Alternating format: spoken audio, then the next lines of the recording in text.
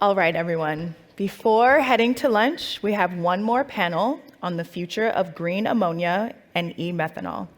Let's explore this innovation's economic potential and impact on shipping and fertilizer production. So let's give a warm welcome to our speakers.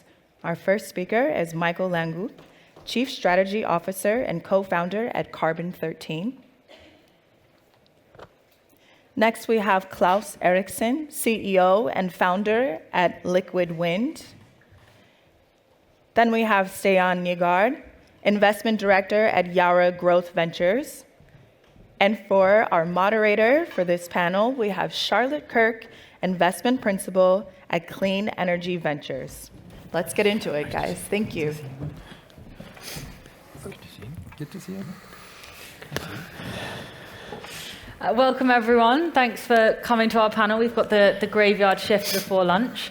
But yes, as mentioned, we're here to discuss the future of green ammonia and eMethanol. So touch us sort of on breakthrough technologies, the economics, projects development, and sort of where we see the future of the different sectors. So we've had brief introductions to each other already, but it's probably worth a little bit more color and background and sort of why we are the people that sat on the stage today. So maybe go along the panel one way or another.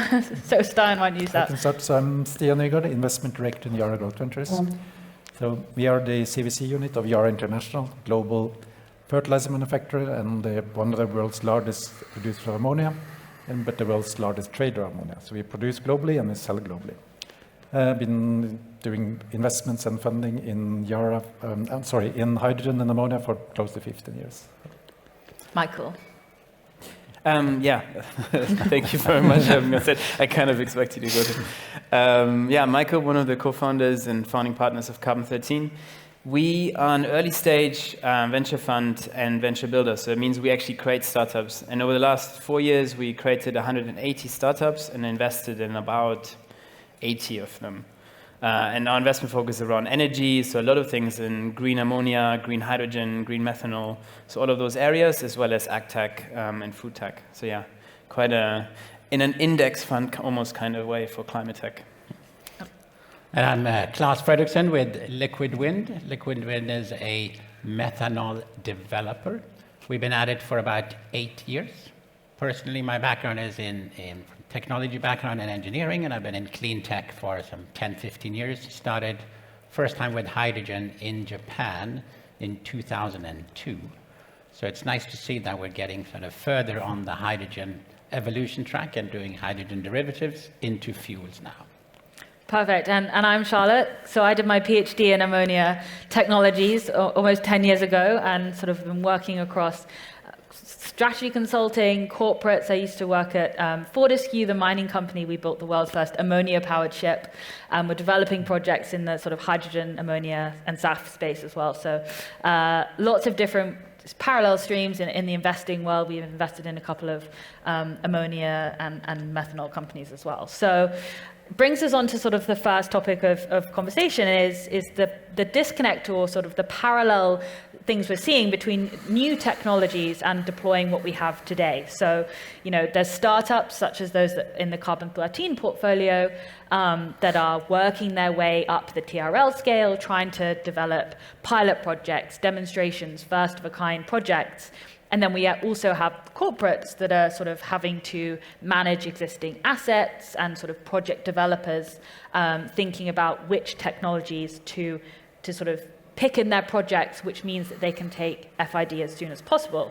To get bankability means you can't always sort of use early stage risky startups technologies. So Claes, as sort of an e-fuels developer, I guess my sort of question to you is, how are you thinking about technology choice in your projects to get that bankability and sort of manage the risk? What do you see as the role of innovative startups now or in the future? What's that roadmap like? Now, when we started in 2017, I think the first thing we set out to do was to select those technology providers and to invite those technology providers to also be co-owners of the company. So we really put together the value chain the way we wanted it to look like, so that the different steps in the value chain. We identified 3 of these value chains, or a total of about 15 companies, and we all asked them to come and bid to us as a value chain. And then we selected one of those chains and started working with them. Over the years, 1 or 2 of them has been replaced, but eventually we had the chain that we thought was really strong, and then they also started to invest in us. So for us, it was very, very clear that we need to get the technology in place ASAP, and we needed to have technology that is going to work. I mean, we need big players that know they can make an electrolyzer and they can make it work for many, many years. So for us, it was a very clear technology choice. And so, Michael, sort of given that landscape that the world is in, how are you advising your portfolio companies who are very early stage, pre-seed, seed, on what their commercialization roadmap strategy, how do they secure those pilot projects in that sort of chicken and egg scenario?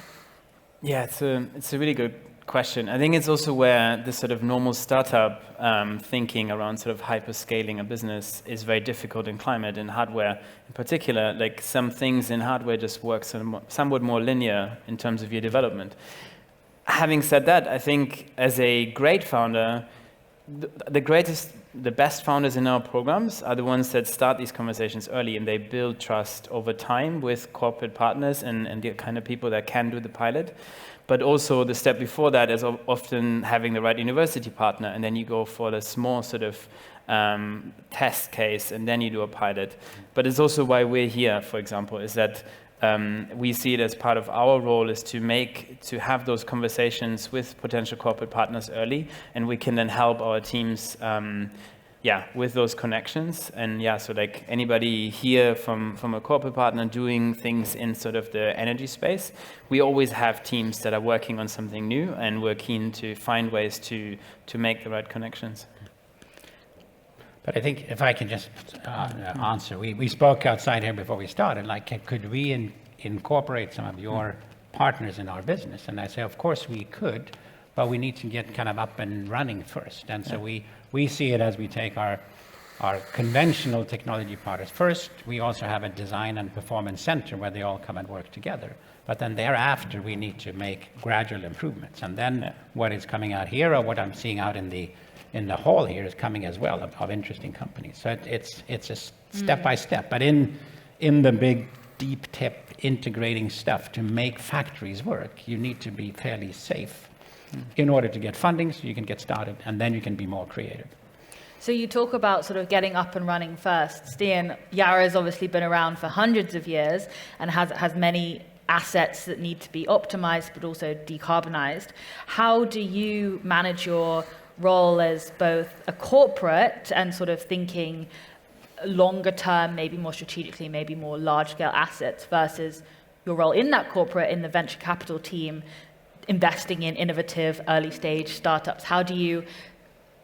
What are your investment criteria, I guess, to pick those startups and sort of the view of the corporate towards them? Yeah, it's a good balance, because as I said, we're the CVC unit, so we have a much longer term horizon than the Yara's decarbonization assets. I mean, 7 years ago we started a project called, or a program called Decarbonize Yara, which was to decarbonize all the existing assets. So we want to use the existing infrastructure to reach low cost and green ammonia. So by replacing one part of the ammonia plant with an electrolyzer, then you kind of reduce the total risk of the project. And we have 2 projects, one in Norway, which is 24 megawatt, which is like replaces 5% of the hydrogen. That's kind of the generational technology we have today at that scale. But as an investor, we are investing then in kind of the technology that comes after, in membraneless electrolyzers. We have done solid oxide, we have done AEM, which are technologies which are kind of moving from the lab today. We'll then do piloting, and then we can maybe implement them after 2030.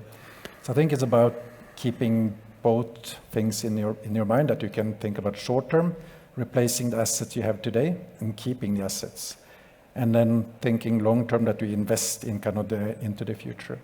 So that's kind of the benefit of being in the CVC unit, that we have access to kind of going out, finding the best new technologies that are ready in 2030 and not in 2026. And so in sort of that market landscape, I guess e-fuels and sort of hydrogen-based derivatives are sort of facing a little conundrum of maybe not being quite as in vogue now as they were before. But nevertheless, there's a whole out there full of startups, and many of you probably in the audience are founders or co-founders of startups. What, Michael, I guess within your portfolio and your incoming cohorts, are you seeing as the white spaces that people are most excited about developing solutions in the sort of ammonia, methanol, SAF space? Where is that innovation happening today versus maybe where it's not changed in the last few years, I guess? Yeah. Still happening. Maybe I can zoom out, and this will really surprise you, but it's a lot of AI. So AI is being applied to hard sciences, being applied to the kind of R&D teams, using it to improve the way you do experiments, using it to make your things faster in a company is something that we see a lot. We have a lot now, this combination of an AI developer, a scientist, and a commercial person as the sort of core founding team. The other bit is decentralization. I think in sort of zooming out, decentralization has a lot to do with climate tech, because as a startup you can do smaller things, right? You can't really do the big things, but you can do something that's container sized, which is almost now makes me laugh when I hear another startup saying it's in a container. I'm sure they buy a lot of containers these days, but this decentralized systems also means it's more resilient, right? From a security point of view, it's actually a good thing if we do decentralized energy, if we do decentralized production of ammonia. It means it can't be disrupted as easily from things that happen in the world. So I do think there is an interesting white space that is actually becoming more interesting as defense tech and security is becoming more of a topic. So talking about sort of modularity and decentralization, Claes, how do you think about building and developing large-scale methanol projects in terms of getting finance? Is it a stepwise process? Is it sort of one large-scale plant? How do you think about that modularity? We spend a lot of time thinking about modularity, but I'd like to just comment before on the sort of methanol hydrogen going out of vogue, and I think it's very much in vogue. It's in vogue maybe in a slightly different way, where climate was the top of the chart. Anything climate is good. Now it's a little bit more about energy security. It's not climate anymore. Energy security is good, and then you get the climate as part of the package. So we see a lot of interest, and maybe even more interest now in terms of producing fuel locally in Europe. But if you go to the modularization, for us, that's an absolute key. I mean, we standardize our facilities, so we always build one size. So we're back to the T4 days. If you want it in black and this size, you can get one from us, and it's 100,000 tons and 160 megawatts of power in. And then within that block, we chop it up in 44 modules, and we produce those 44 modules in fab yards, so we can basically ship them in to the site and put them together. And this gives us a chance to reproduce our facilities quite quickly. So we try to standardize on everything from manufacturing to contracting to all the legal work, which is a big job in what we're doing, and even in the commercial terms. And I think our investors are also seeing that fact that, okay, we know you have a portfolio of 5 projects coming along, so we can actually choose, maybe we don't want to be in 1, but we can be in 3 and 5. And we have the parent company, and then we create SPVs. So each facility or each factory becomes a separate SPV, and we take investors into that. Still a fairly large size, though. It's a large size, yeah. It's still a fairly large size. But it's got to be a decent size to make sense for all of us. And even at that size, we need many hundreds to make this thing, to make the whole energy transition go. And we spent, quite a bit of time on looking at where is a suitable size. And we find that the optimum between getting enough CO2 and having availability of power and the logistics benefit is in around that 100,000 ton size. And Stian, how are you thinking about size? Yara is obviously world famous for having megaton per day trains of ammonia all around the world. And some of these startups are sort of talking about container solutions. Yeah. How do you think about that size disconnect? We're actually looking at decentralized green production as well, even though it's a completely different business model. We are kind of scouting in that area. We are looking at it and see if it But for us, to be honest, when it comes back to kind of taking a business decision, it needs to kind of compete against the kind of large-scale 19 ammonia plants. We have 15 ships going across the globe. We're producing where we have cheap power, selling where it's expensive. So it's very hard to compete with that kind of beast of a logistics machine. So that's a bit where we are, that we try to kind of keep those assets, utilize them, and produce at the lowest cost and sell where it's expensive, to do arbitrage, basically. Mm-hmm. And a lot of this hard tech is crucial to get sort of demonstration projects, pilot plants, first-of-a-kind projects, which costs a lot of money and takes a lot of time.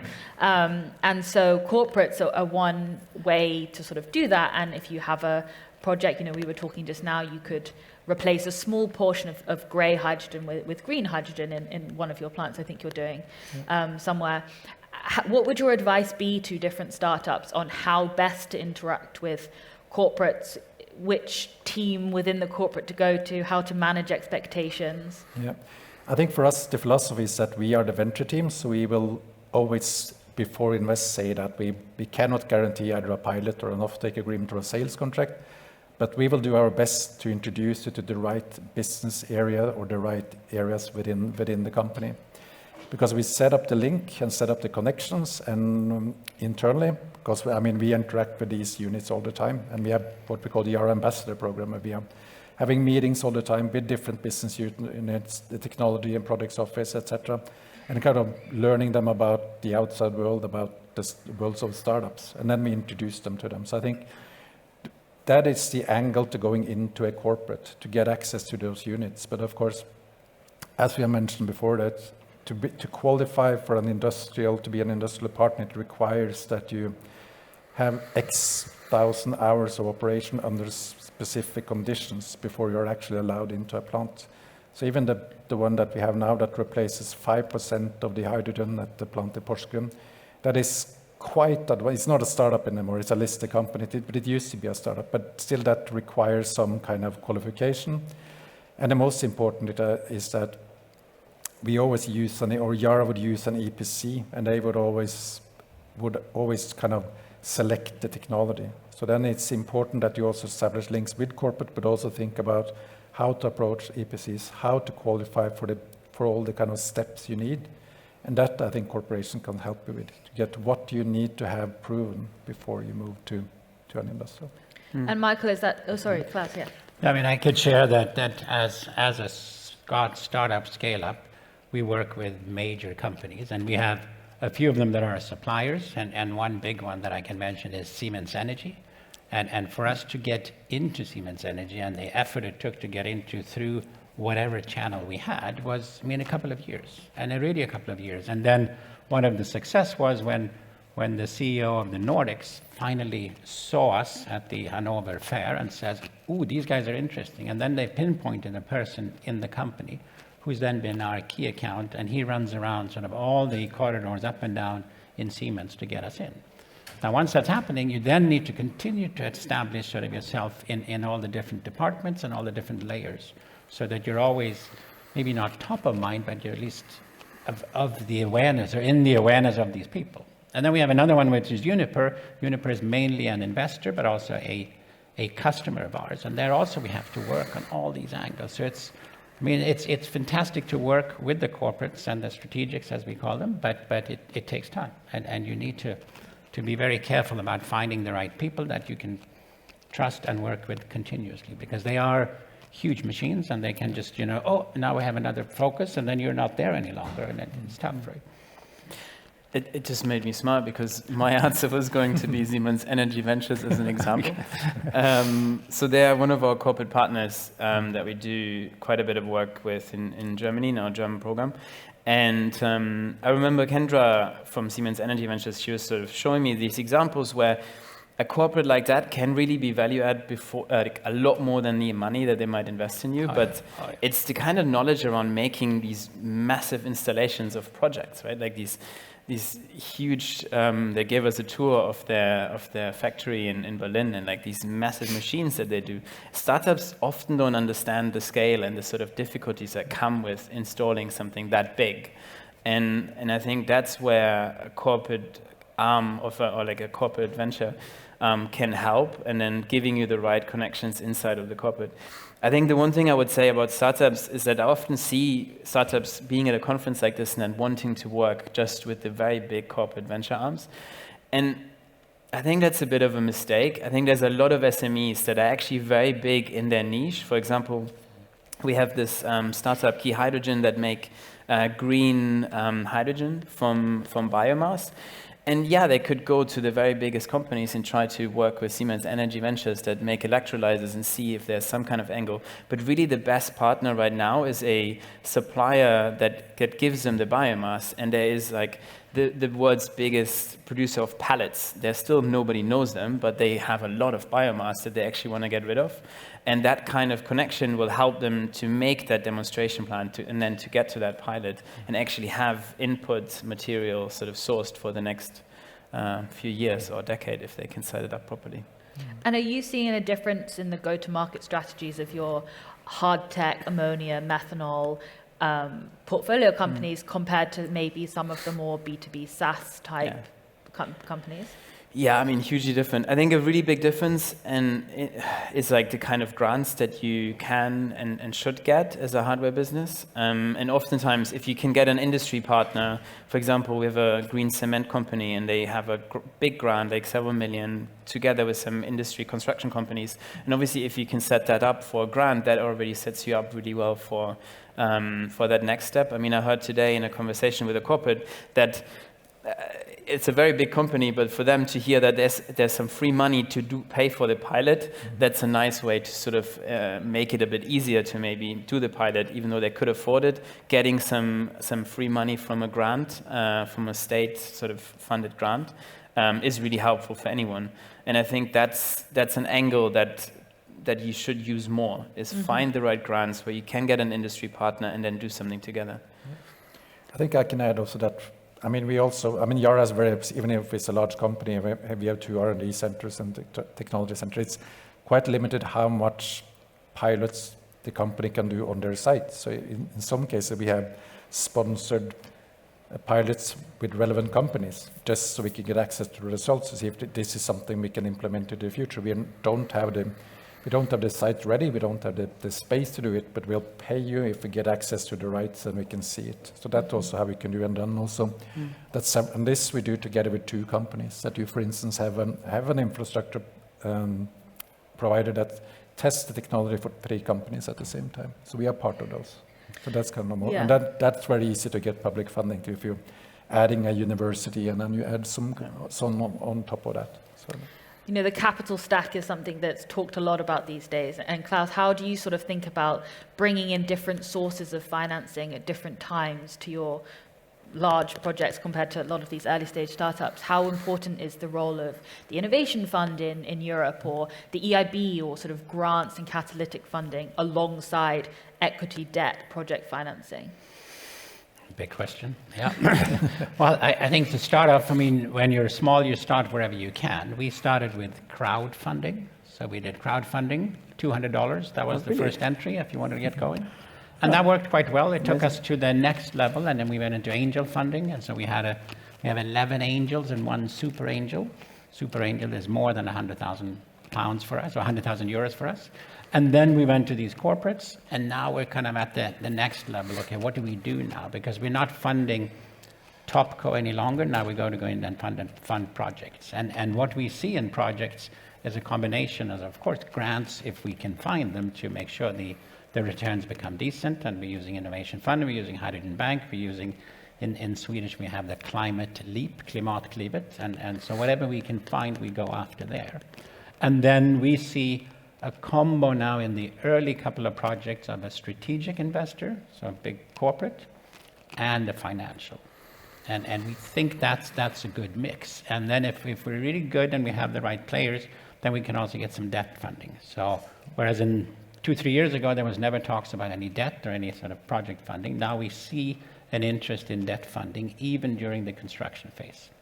So that's where we're hoping to go. And once we get 1 or 2 of those, we can keep going. And it's all about whatever you consider to be bankable or whatever the bank at the time considers to be bankable. But I think what we could add perhaps more to that also is state-backed guarantees. And we are seeing that from both Denmark, Sweden. I think you can get it in Germany as well. You can get some guarantees from the state that make it easier for a lender to provide funding or to provide loans to you in that mix of everything. Yeah. Unfortunately, I think since we've had some fairly big collapses recently, there's a bit of nervousness among some of the banks as well. So we need to be even more kind of orderly and got even more of all our sort of paperwork in place before we can get there. But generally speaking, I would say there's good interest. I see a lot of French funds right now. I don't know what happened in France, but they seem to be quite active in this space right now. So French, Asian, and some other Europeans. And so I guess one question I would have is do you see the biggest bottlenecks to, the next wave of green ammonia and methanol companies taking off? Is it a policy thing? Is it policy that then leads to the finance? Is it, I don't think it's a technology thing. I think that sort of technology does exist. It's a scaling thing. If you could click your fingers tomorrow, each of you, sort of what would your biggest bottleneck you could solve be? If I keep going, I mean, it's any investors, we know they need returns, and they need returns even a little bit more now than they did maybe 3 years ago. So we need to be at a level of returns that is decent. In order to get there, the price of the product that you can sell and the cost of your production has to match up. And in our space, it's not obvious that works. So you need either a grant or you need a policy or a mandate that will force up the usage of our fuel at a price point that is reasonable. So I think it's a combination of mandates and supports on the grants for the first of a kind to get going. And we have a view on, we have 5 projects now we want to get going. If we can get those going, we could really get the whole industry moving, at least in Scandinavia, on e-fuels. And we've been talking a lot about bankability and the importance of perhaps offtake to get that bankability that, the banks can see that the long-term revenues going. And, there's lots of different markets out there. Some have stricter regulations, stronger mandates, greater, I don't want to use the word premiums, but sort of desires to decarbonize, and which markets, I guess, firstly in the ammonia space, which are the biggest off-takers of lower carbon ammonia today? I know you have both green and blue in your portfolio, and then... Yeah, I mean, we still have capacity for the green pilot we have, so it's not sold out. So it's not like a huge market for green ammonia there today. But I mean, next year there will be vessels running on ammonia ships. So that market will take off. And when we talk with ship owners, they see that we just transfer the cost to the consumer, basically, or to the transport. So they see that it's, and it depends if it's made on green electricity in Europe, it's like 4 times the price of the fuel, which of course makes a difference. If it's blue in the US, it's almost cost parity. So it goes back to the power price, since there is so much linked to the product. So if you can produce it somewhere where you have a reasonable power price, and then not only on solar because the capacity factor is too low, then you can reach a level where at least ammonia as a shipping fuel is in cost parity with bunker fuel. So I think that market will come, and then you have power and etc. coming later, I think. And you interestingly haven't discussed the fertilizer market at all. I can see the word fertilizer sort of.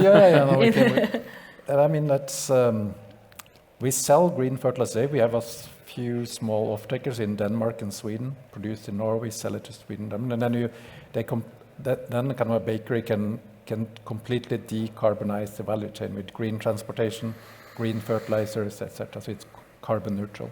So that market is still small, but still it's much more affordable, because we said that you pay 5 times the price for a organic broccoli. Would you pay 20% or 5% more for a carbon-free or green broccoli? So that's a bit, but that market is not really developed yet. But I think that's again where there is a startup opportunity, which is like finding the technologies that can eradicate the green premium, but be cost competitive with gray hydrogen, with gray ammonia. And we do have made investments, and we see companies that, if, obviously there's a certain getting up your TRL steps and showing that it can be from where it's theoretically are now, But I think that's where the opportunity is to build something that in 5 to 10 years can actually be cost competitive with what is out there that is currently not green. And we believe that that can be done, and it just takes a bit more time. And at the same time, like the ammonia sort of ships, there's very few right now. Hopefully there's a lot more later. And then as an energy vertical, it will be used more. And at that point, hopefully our companies and others are going to be ready to make green ammonia. And I think for us, we see the shipping sector is our core focus. There is about 400 ships either produced or on order right now. So there's millions of tons of fuel needed. You may not put everything as green methanol in there, but you can blend in gradually and therefore keep price points at a reasonable level. So we are very, very, I should say, happy to see that offtakes are now coming in. We're getting offtake proposals, or we're managing to sell offtake to a number of players, and we're in the non-binding stage so far, but we're getting both at price levels and volumes and timelines, as in 10-year contracts that we want to see. And then the next one that is also very promising is the aviation, the eSAF, so make methanol to jet. And I think we're seeing there that the big refineries are positioning themselves so they are ready for 2030, 2032, when they will need to have eSAF or want to have eSAF available. And again, we're back to that energy security piece, because you want to make sure that you can get fuel in Europe at a price point that you feel comfortable with and a duration you feel comfortable with. So that's all happening. And then it's even land-based. I mean, cars, hybrid cars where you have a methanol electricity hybrid car. We see that happening more and more. And the final one is energy storage. You store your liquid energy in close to wherever you might need to produce it to have as a peak production capacity somewhere. So there's lots coming, and it's, when you come with your half-price methanol or third-price methanol, we'll be there and happy to take it. But until then, we have to make business on what we have, and I think we will, and with perhaps some help from the government as well to get us started. Yeah. And that's again where you have this corporate interest, where IAG and so on are looking very much into that space and are looking at those startups and seeing where they can sort of be in early with green hydrogen, green methanol. Yeah, I think they're all there. I mean, you mentioned EIB. They're of course there as well, and there's other support functions coming out of Europe as well, or EU as well. So I'm quite positive we'll make it work. But you do need these kind of sort of governmental points of saying, okay, by 2030, by 2032, you should be at X, this industry should be at X. I do think to really push it, we do need these kind of regulations coming in some areas, otherwise it will be difficult. Yeah, I can just mention that, I mean, with the carbon tax they put in the Netherlands, we have a plant there which emits about 800,000 tons CO2 per year. Right now, with the new carbon tax, which is about €80 per ton, it's cheaper because we capture the CO2 to liquefy it and store it in the North Sea. That's cheaper than emitting it.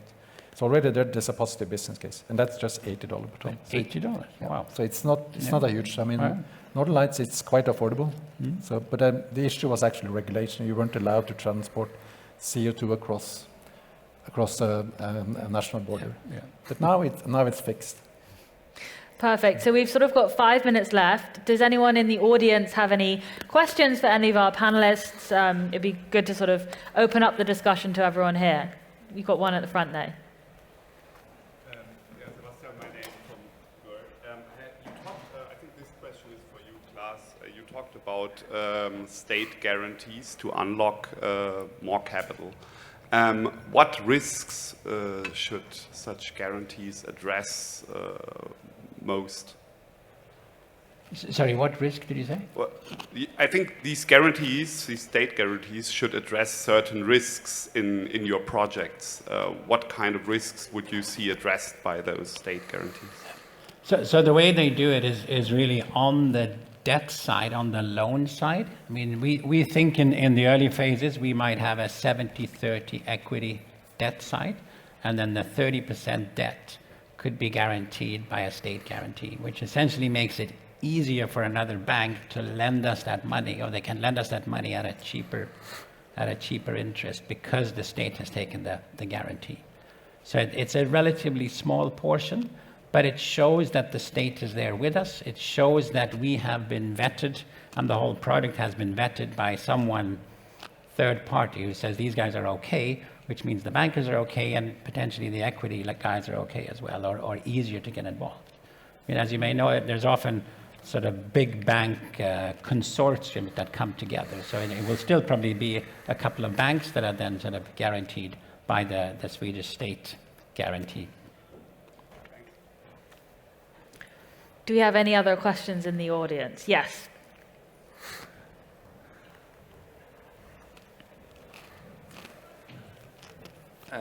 Yes, this talk is called Green Ammonia and eMethanol.